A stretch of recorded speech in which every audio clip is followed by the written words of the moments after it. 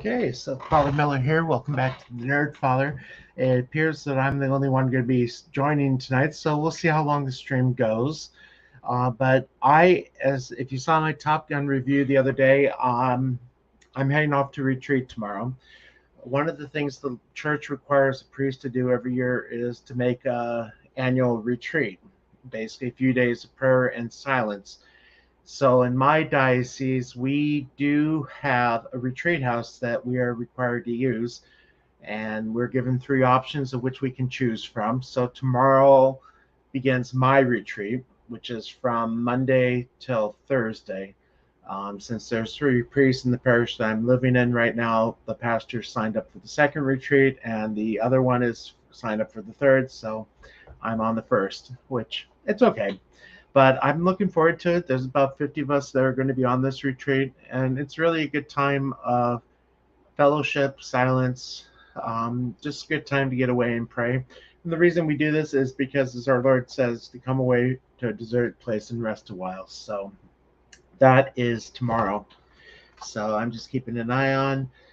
But yeah, it's been a busy weekend here. We had ordinations in our diocese, and one of my students that I had in class 12 years ago was ordained a priest yesterday. So I was really extremely excited about that. But yeah, it's been good. And the reason I mentioned the retreat is part of the topic for tonight is Top Gun. I'm not going to give any spoilers away, but I gotta say I'm still blown away by it.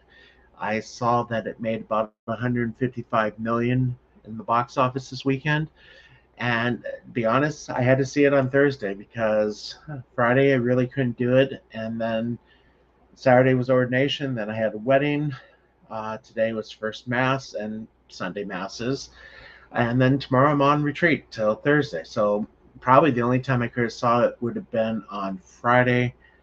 And yeah, so I went to see Top Gun in IMAX. And as I said in my review, if you're going to see it, try to see it on the biggest screen you can.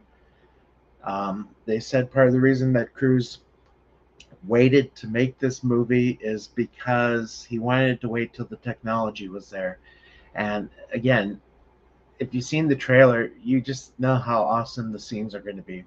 So let's see what we got in the chat. Snartapoopas is here. Good to see you. It's been a while. Yeah, so like I said, I mentioned last week, I'm going to try to start streaming again on Sunday nights. Tonight I don't have the Pink Sisters. Usually on Sundays I do benediction for a cloister order here. But tonight I'm taking it easy, so I'm very happy about that. Chrysanith, getting closer, I think. I hope.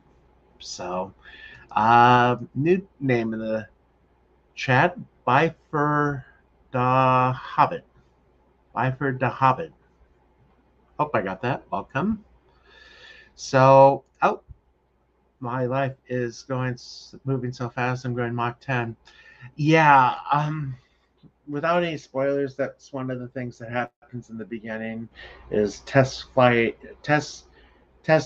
a new plane and to see if it can go Mach 10.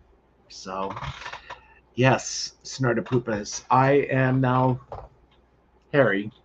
Um, until February, my diocese had a requirement where we were supposed to be clean shaved and we weren't allowed to have facial hair. But when that ban was lifted earlier this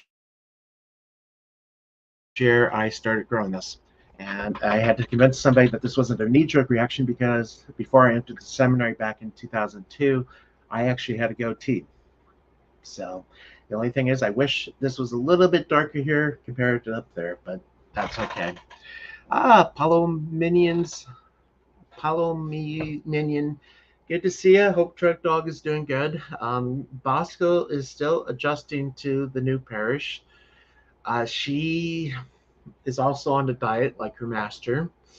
She is not too happy that she is getting only maybe an eighth of a cup of food in the morning and in the evening. That's what my vet wants her to be eating. So, yeah, trying to get her not to mooch. So, but anyway, fun article I found before I went live from MSNBC, which is always a hoot. I will say the one thing that's been nice about this new assignment. Let me see, I just got a text. So our rectory has no cable, which means no Fox News, no CNN, no MSNBC. It's awesome. Because really, I'm tired of all those three networks. And MSNBC here is a good example. Let's see if that looks better on the screen.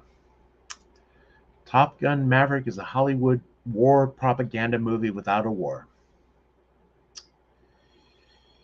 Yeah. While technically an update of the iconic 80s original, this Top Gun hews close to an old-fashioned tradition of soft propaganda for the military-industrial complex. Let's see, who wrote this article? Sam Thalman. Let's see. Oh, interesting. Podcast about Christianity and movies.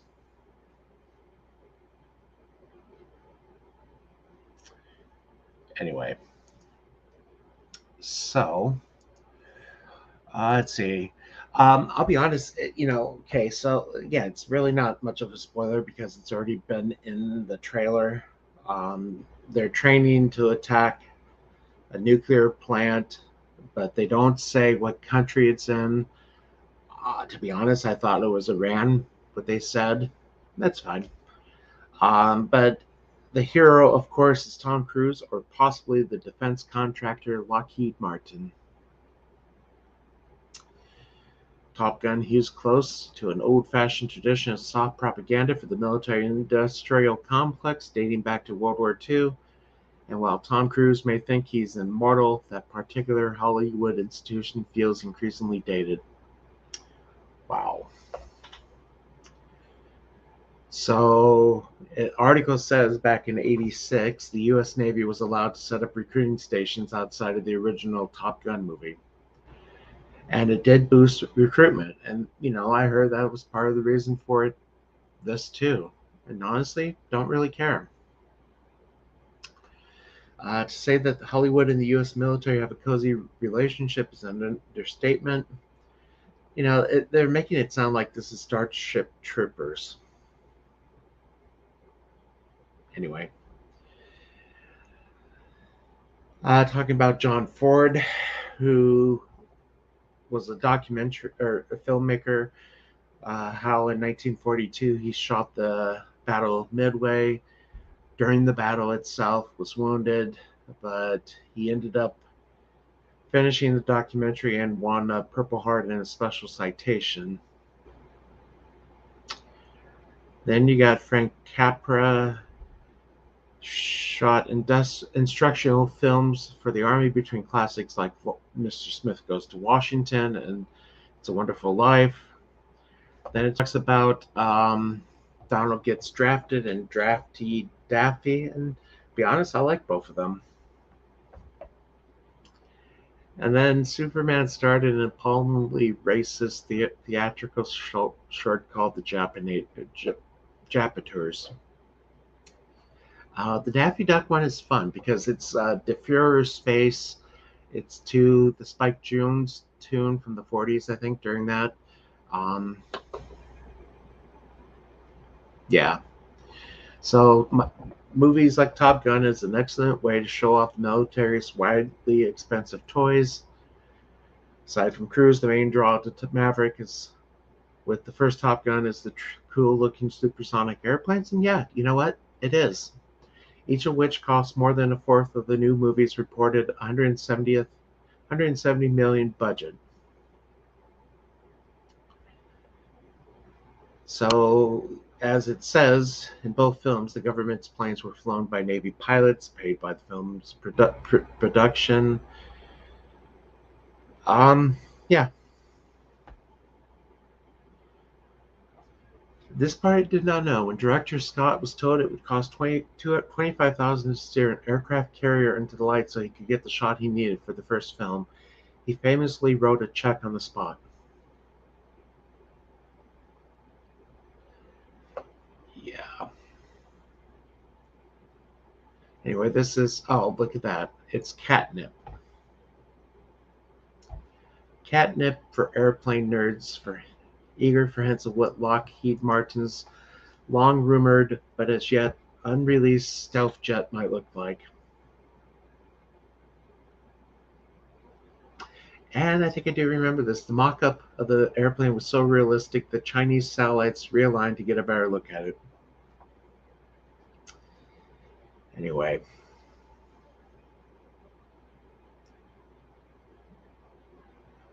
So the decision not to name the enemy is essential to the product of the military. And which lacks a Third Reich or equivalent nemesis.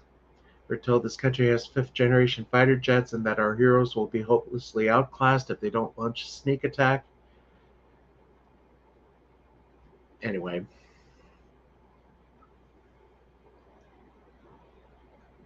Yeah, so this is a bunch of garbage. So, let's see what's going on in the chat. So, we got Darren M. Good to see him. YouTube Me is here. Good to see you. Let's see, Snortopoopus with It's an Old Tradition. If you're going to ask the military to assist when filming a movie with hardware and locations, they expect a publicity payback. Yeah. And, you know, the thing is, they said that the producers paid the military to be able to use the aircraft. I think it was like $11,000 an hour from what I heard. So, let's see. The video for one of my favorite songs, and especially videos, is Sammy Hagar's Where Eagles Fly. I don't know if I've heard that one. Keely Chow's in the chat. Good to see you. Let's see. M Tech Shark. Good to see you. So, yeah. So, we weren't sure how many were going to join us tonight. Father Sinatra is celebrating his, I think it was the 18th anniversary. 18th or 19th anniversary.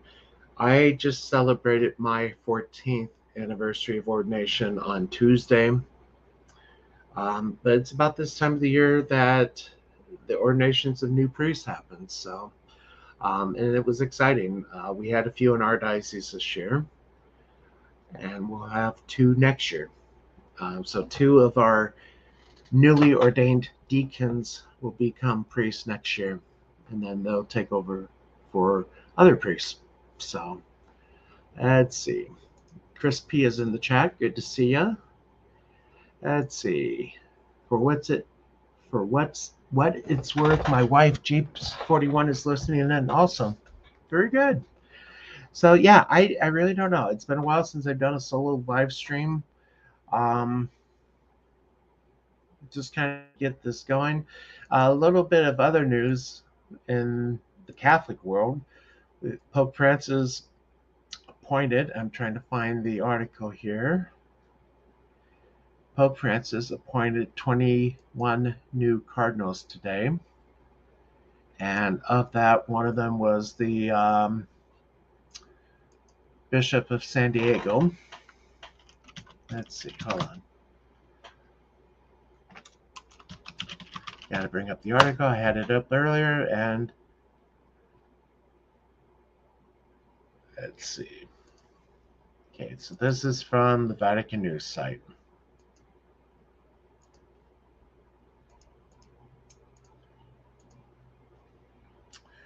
Okay, so 21 cardinals in August, representing the church worldwide, reflecting a wide variety of cultures, contexts, and pastoral ministries. So let's see who the group is. So you got Archbishop Roche, who is the head of the Congregation for Divine Worship and the Discipline of the Sacraments. Okay. This should be fun to pronounce. Archbishop Lazario Yu Hong Sik, who is the head of the Congregation for Clergy. Then you got Archbishop Fernando Alzaga, who is the governor of Vatican City.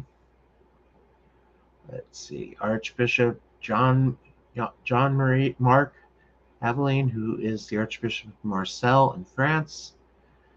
You got the Bishop of Nigeria. You got the Metropolitan Archbishop of Brazil. Bishop Elroy, Bishop of San Diego, which I'm not a big fan of his. East Timor, you got Bishop in Italy, India, Brazil, Ghana, Singapore, Paraguay, Mongolia, Colombia, Belgium, Italy.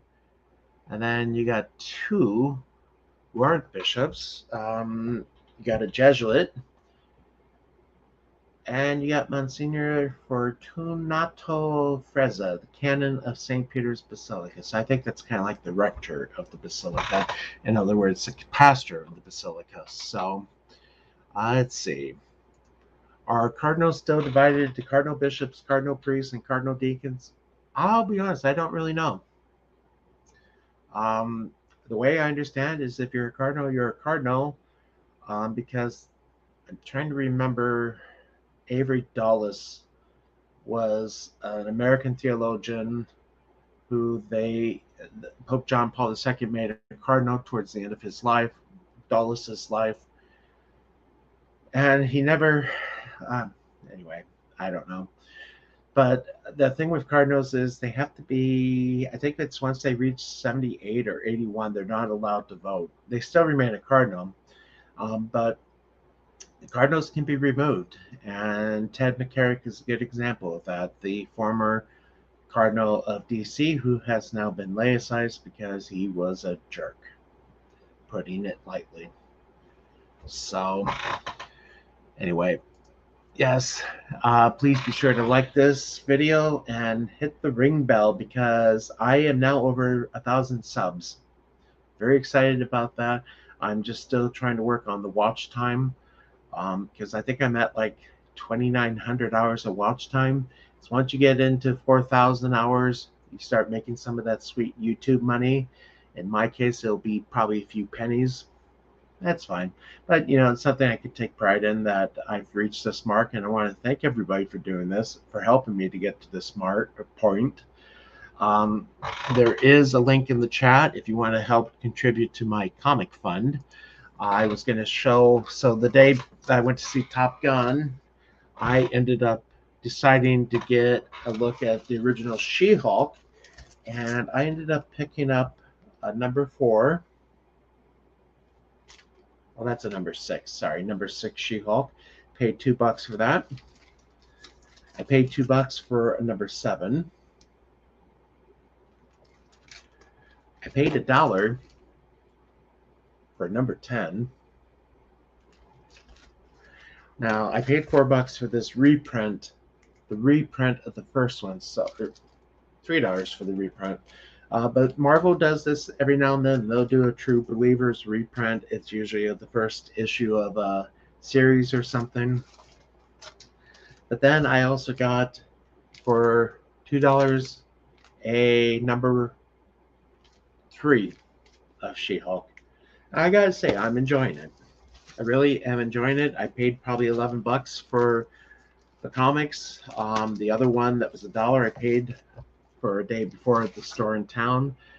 But yeah, I wanted to read it because I know Gary from Nerdrotic was saying it's really good. He likes the original She-Hulk.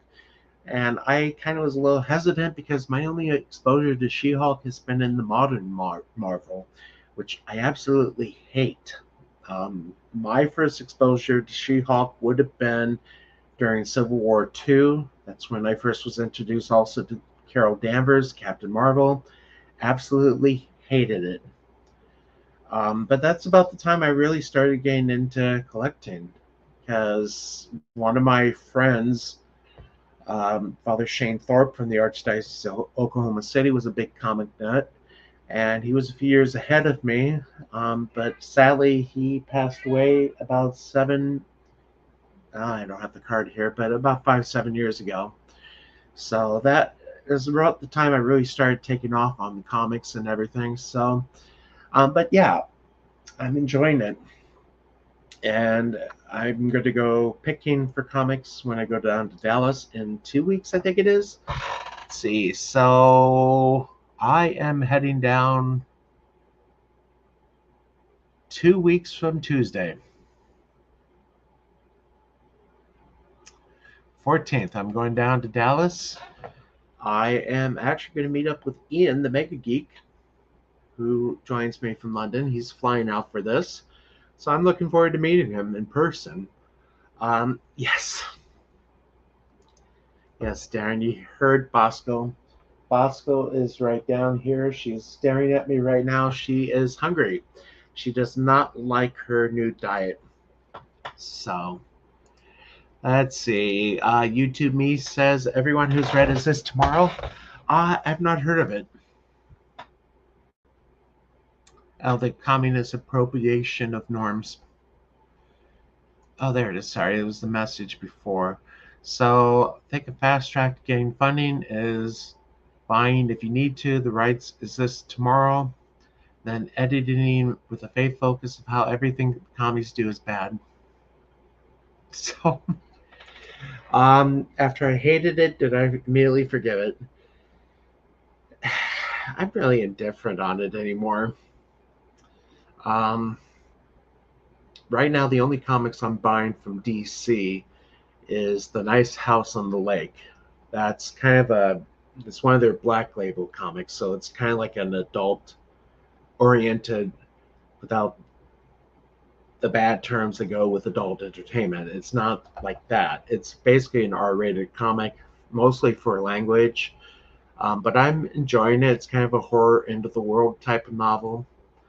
But yeah, that's about the only one I'm really getting from DC right now. Marvel, I don't think I have anything on my pull list from Marvel.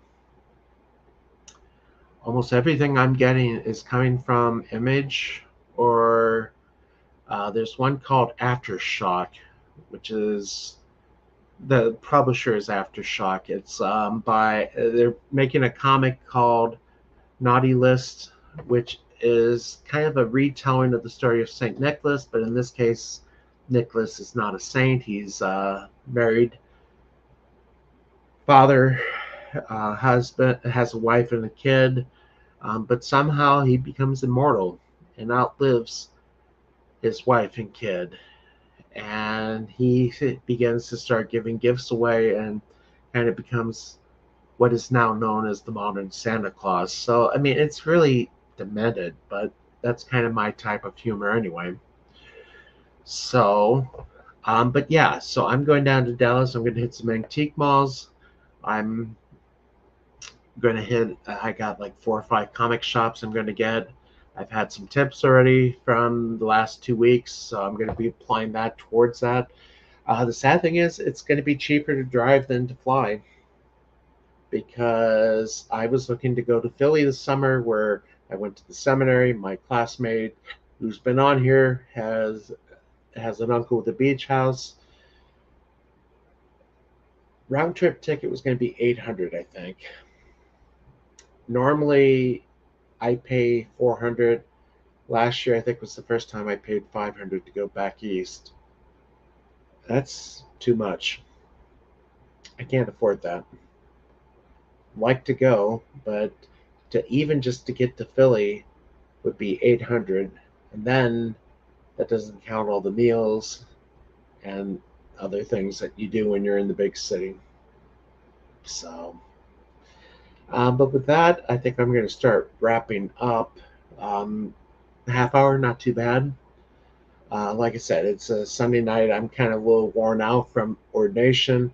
The ordination from so what priests can do, priests that aren't going to stay for the whole thing, they can dress up in cassock and surplice.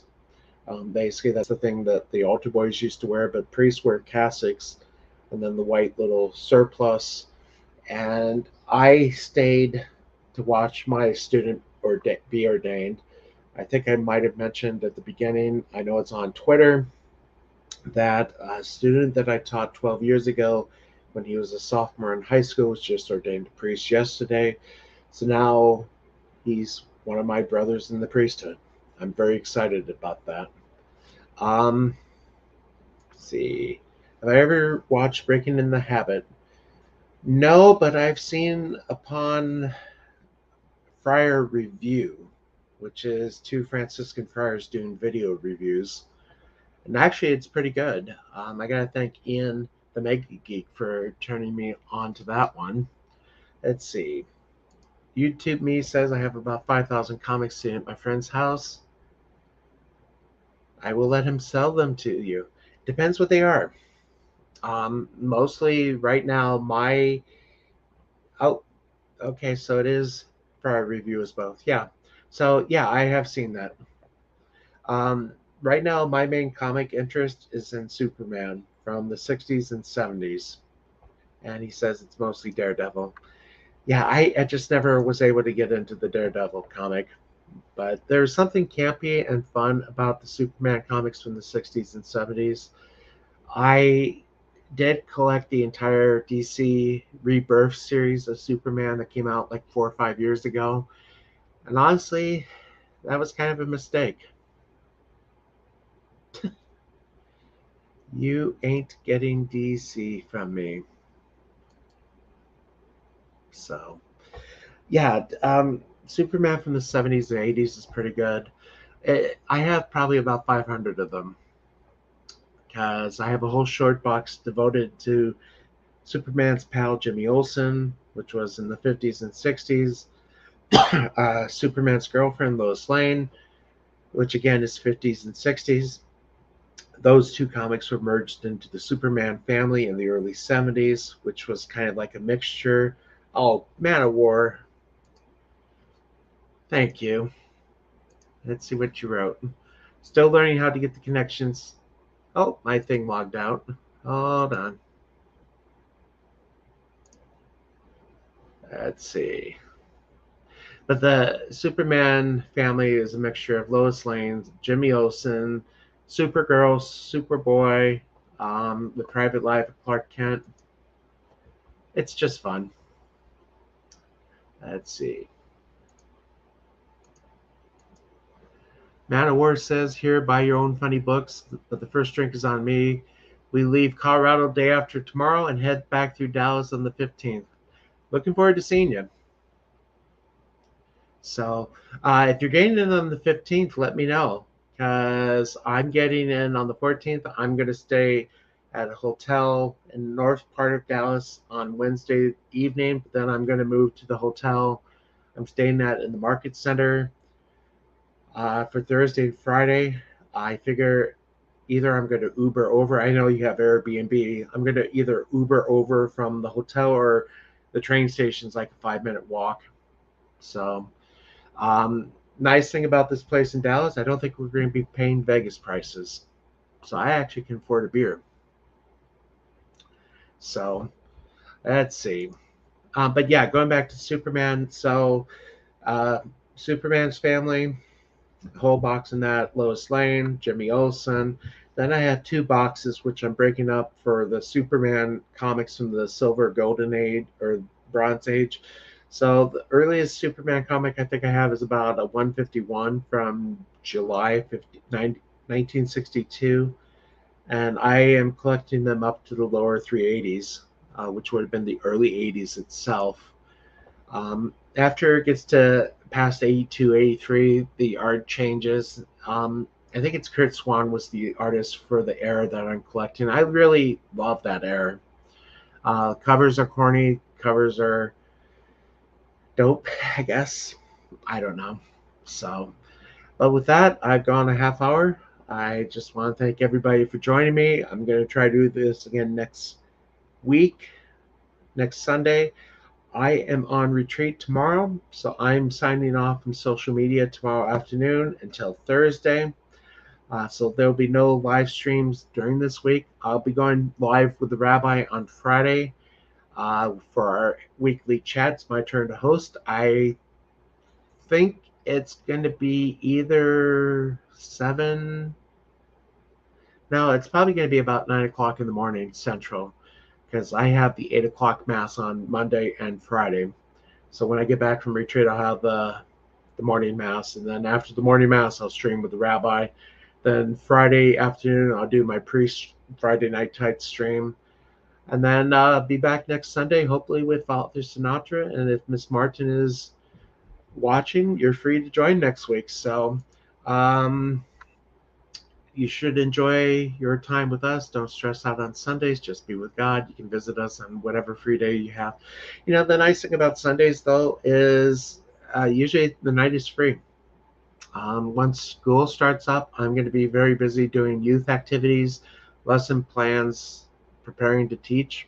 So anyway, with that, I thank everybody for joining. Again, please hit the like button and ring the bell so you can be notified when we go live. Sincerely yours with the last message. Thanks again, everybody. So till next